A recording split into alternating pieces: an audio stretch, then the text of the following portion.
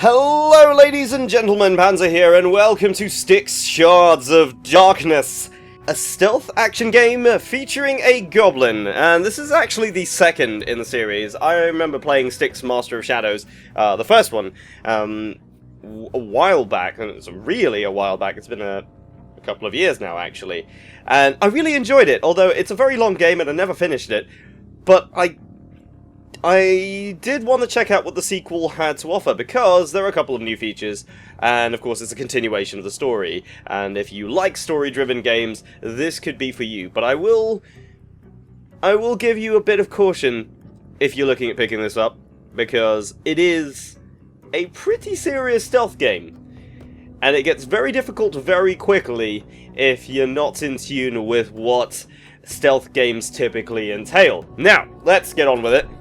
Obviously, this being a story-driven game, I will be trying to avoid spoilers as much as possible, but however, the missions are single objective typically and very linear, so this will spoil a section of the story. And so while I would like to avoid spoilers completely, this will be taking place roughly about 3 to 4 hours in the game. So yeah, bear that in mind. It's still very early into the game, so I hopefully won't be spoiling too much. Anyway, let's hit continue and get on with it. Alright, here we are. I'm playing this with a controller at the moment. This is just sort of how I prefer to play things. I'm just going to hide in here. One of the things we can do, we can actually hide inside trunks like this and do sort of like Hitman style kind of peeking, which is very, very nice indeed, and can sort of hug the corners and just have a peek around. Now, there are a couple of things we can do. We're on an airship, in case you can't tell. I actually deliberately stopped playing at this point to show this off, because I thought this was a very interesting level, you know, taking place on an airship and all that. So I thought that was kind of cool. We have our amber vision, as we did in the first game, which will highlight interactive objects and give us sight lines on the guards and all that. That guard is coming this way. I'm going to hide in here for a moment and just let him pass. We can use amber vision in here as well to give us a nice little look. And you can see his sight line there. So coming very, very close. Now, of course, I can kill this guard if I want to. And I do. Kind of show you the combat. I can just push this guy off. And away he goes! There's no non-lethal kills in this game. Styx, as a character, is not a fan of the non-lethal approach to things. If you want to play this non-lethal, unfortunately your only option is to be a complete ghost. It is entirely possible to play entire levels, as far as, well, up to this point in the game anyway, without killing a single person, and that's because the levels themselves are very, very broad. You can already see we're up here, but I think we can get just a little bit higher, maybe. This is probably the most compact level I think we'll see, because it is taking place on a ship, but you can already see there are multiple levels to this ship. We can just... I'm going to hold right trigger here just to kind of get that... Oh, we're in cover at the moment. Just to drop down, there we go. So if you hold down the right trigger and move to the edge, Styx will actually automatically drop to a hang. Now, of course, if we drop off here, that's pretty much certain death. So we don't really want to be doing that. However, we can climb on basically everything. And this is the thing that I love about this game, is everything is interactive in some way, shape, or form. So if it looks like you can climb on it, chances are you probably can. So let's drop down to this level here. We can have a quick peek through the keyhole here. Now, of course, Styx being a goblin, humans don't like him, but humans are also much bigger than him, so fighting them head-on is normally not the best way to go about things. In fact, it's usually the fastest way to get yourself killed, so we can actually make use of Styx's smaller size to allow him to hide, and just kind of make use of the environment, for example, hiding in this barrel. Now, the enemies, if they are looking for you, will know to check some of these common hiding spots, so chances are if you're in the same room, you're probably going to get seen. Right, let's pick that up. There are a number of things that you can pick up and use to craft. You can see there is a crafting table. Oh, that's a skills table. I'll get onto that in a second. Let's see if we can grab at that last little bit there. There are various crafting tables around the levels. Most levels have one or two, the bigger levels having more, of course, and you can craft items as you need them. So if I hold down LB, you can actually see we've got a throwable object that I've got equipped there, and that will allow us to, well, make use of that. So what I have here is just a distraction object, which will alert enemies to that particular area. Useful for diversions, not much else. We can, of course, switch to other things, such as these darts, which are useful for killing enemies at long range. We've got pocket sand, as we did in the first game, which will allow you to knock out torches at a distance, and, of course, help you stay in the shadows. Now, you can actually see the mechanic here, which is very similar to what is used in games like Splinter Cell, where the knife actually glows when we're in the darkness. So if I'm standing in the light, it actually starts to fade. Now this may not be bright enough for you to see it, but it actually starts to fade when we're in the light. You can actually see at the bottom right, just below where the pocket sand indicator is, there is a little light and sound indicator. So grey here means it is bright, and we are sort of dimly lit, but if I go here, it goes completely black, and that means we are in shadow. And you can see just how sensitive that light is. It is actually starting to pick up based on ambient light rather than simple zoning. So you really do have to be very careful about the light and shadow in this game. You can also see little pulses that come out when I move, and that is our sound indicator. So of course moving at this speed generates a little bit of sound, and of course standing up, if I do that, will actually allow us to make even more noise. So that jump there actually made more noise. So moving slow and quiet is definitely your best bet. Now there is an enemy over here who could alert the others, and I don't want to do that. So let's not jump over there, and let's just drop down onto this little rope here and go all the way down. So this looks like the underbelly of the airship. You can see the little paddle wheels. I do love the art style in this game, I gotta say. The steampunk art style is absolutely gorgeous. Very, very well realized. And of course it does lead to some very interesting kind of designs of buildings and structures in general, which will lead to very interesting levels. Now, that guard there can't actually see us, but we can see he has a sword, which means pretty much instant death for us, since we only have a dagger with which to use. However, I can probably make use of one of my tools here. You can see it's highlighted there. I can actually make use of that to kill this guy. And that is an instant kill, however, it is quite loud. So that's something to bear in mind. Now I'm just going to pick up the body so we can dispose of it. Don't want this body to be seen. And of course you can actually see that now I can't actually hide in that, now there's a body in there. Additionally, I also can't take him out. Like, there is actually no way for me to remove that body from the chest. At least I can't see a way of doing that. So that has basically killed that hiding spot for me, and the only other option is this one here. Now, we can actually go over here and turn the lights out. So, less likely to be spotted in this area. And I'm going to very quickly show you the skills. We can pick up a little bit more pocket sand. No, we've got enough of that. Right, so skills. There are various branches, all devoted to different things. So perception affects your ability to detect enemies. That's basically it, really. It affects amber vision. It affects all sorts of other different things. I don't want to go too much into detail with it, but these are the different trees. We've got stealth as well, which Styx has the ability to go completely invisible for a short period of time, and this will affect your ability to do that. It also affects certain, let's say, silent abilities or stealthy abilities. So that's what that's for. We've got killing abilities, which I have a couple of, so we can kill from the air, sort of aerial attack, looting as well. We can even throw, and this will allow us to also protect against enemies when in direct combat. But of course, this is dependent on the difficulty level of the game, because at the highest difficulty, it won't make a difference. You still can't fight them. Alchemy will affect the crafted items and potions, and the potency of potions. And then we've got the cloning, which is one of Styx's other abilities, allowing him to make a clone of himself, which I can show off in a moment. And that's the main skill branches, and there's a lot of different abilities and traits to unlock. All of these different perks will allow you to play the games the way you want to. So, that's kind of how that works. Now then, okay, just having a quick peek through this door. Now, our main objective is to hijack the airship.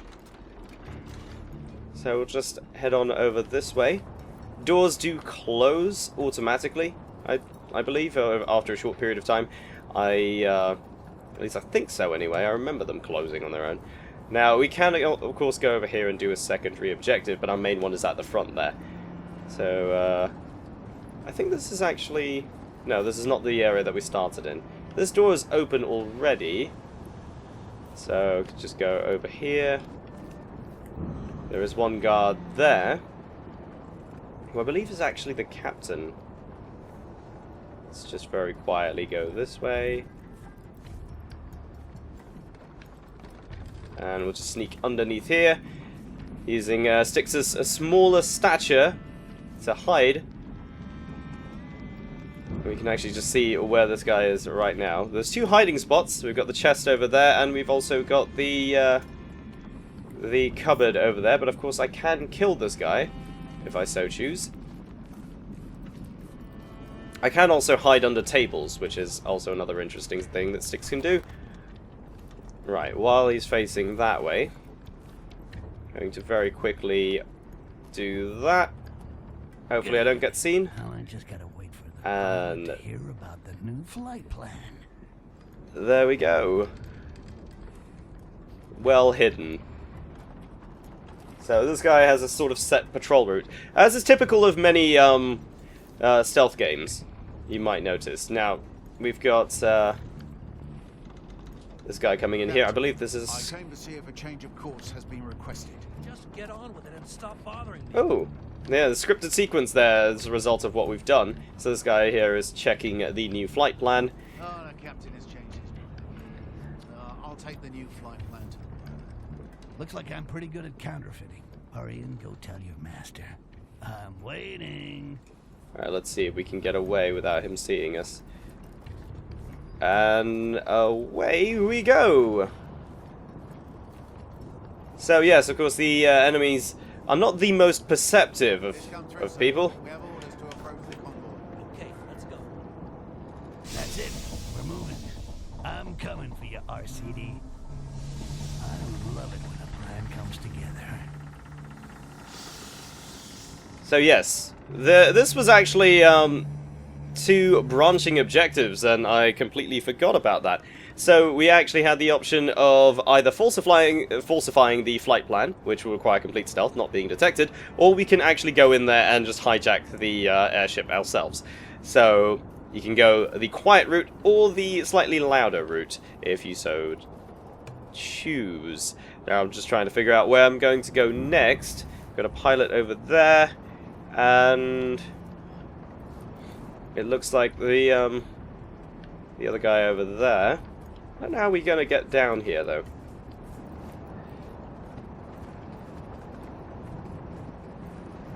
Could actually just hop over the edge. I think we could do that. Hopefully we don't get seen. I think we're actually there. Right. So there's another even bigger airship, and I guess we're using this ballista to get ourselves over there. Boom, right on target. Then again, you'd have to be as blind as a Roby to miss a target of that size. Yeah, he's got a point. Alrighty. I guess off we go. Wow, what a view. It's in these moments of wonder that we realize how great Mother Nature is and how small we are. Although in my case, there is no shortness of opportunities to appreciate my shortness. See what I did there? I gotta say, that's not the best example of dialogue from Styx himself. He's normally a little bit wittier than that. I was slightly dry on the delivery there. As far as humor goes in this, it's a little bit hit and miss, but there are moments where I would definitely say he has some gems of writing.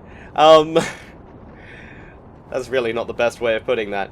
But one thing that I don't remember being in Master of Shadows, but I could be wrong, it has been a while, again, since I played it, but there was also the death quips, and I'm going to actually just fling Styx off the edge here, just to demonstrate it. So, away we go. Ordering a double pepperoni pizza with extra cheese, please. This is gonna take time. And that's an example of it right there.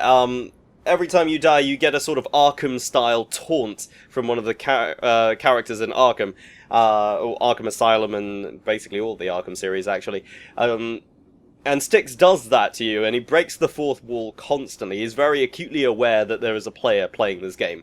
And it does make him sort of one part Goblin, one part Deadpool, which I really, really enjoy. So, that's something to look forward to. Of course, if you are a fan of the Styx series, you've probably already picked this up, but if you were still on the fence about it, there is one last thing that might actually make you a little bit happier with the game, and that is the loading times have now vastly increased, or rather have vastly been improved, because I remember Master of Shadows taking a very long time to load back into whenever you died and needed to restart, which did happen very frequently.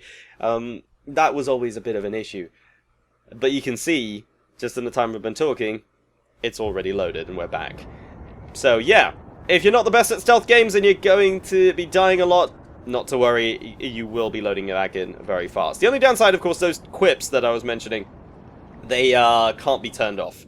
I don't actually see a way of turning them off. But, that's, they do get a little bit repetitive. It's surprising because there are actually quite a decent number of them, but they do tend to repeat themselves quite frequently for some reason. So I have seen the same few over and over, and then occasionally get surprised when there's a completely new one. I don't know if that's intentional, but I do hope they fix that. But yeah, that is basically where I'm going to leave it. I don't want to spoil too much of this mission. I've shown one way of getting onto this airship. There are still plenty other ways, but this is probably the most linear of maps in the game so far. Of course, this area is where it's going to open up quite a lot more. And the last thing I want to show is the abilities. Well, the abilities, and you can see at the bottom right there, the yellow bar, that is our amber, which allows us to use all of these abilities. And we have the option of using invisibility or cloning, and these will give us different ways of clearing the different puzzles. The one I want to show off, of course, is clone, because that one it was there in Master of Shadows, and now you can switch between them, and it's sort of a time-limited clone. And this clone is not as acrobatic as Styx is, but is able to do basic functions. So you are able to complete some objectives without having Styx be detected by just sending the clone off to go and do that instead. And of course we can just destroy the clone as needed. We can also just go invisible, and this will last until our amber runs out or until we complete an objective, but it does use quite a lot of our amber. As you can see, it just drained away pretty much immediately just from using that, and that really does give us quite a number of different things that we can do. Right, so I do want to go and try to pickpocket this guard, which is another thing that you can still do. The animations do tend to glitch out a little bit, which is still a bit annoying. Now we have the option of just killing this guard or doing a muffled kill. Muffled kills take longer, as you can see, but they are silent. So, greater chance of being detected, but definitely needs a little bit more preparation, so that's something to bear in mind. We're just going to drop that body there. It's going to hang about. Yeah, the game does have a couple of little bugs here and there, but overall, I'm really enjoying it. And yeah, that's Styx, ladies and gentlemen. If you like it, a link to the game on Steam is down in the description below. And if you enjoyed the video, don't forget to leave a like and subscribe if you're new to the channel. My name is Panzer. Thank you very much for watching, and I'll see you next time.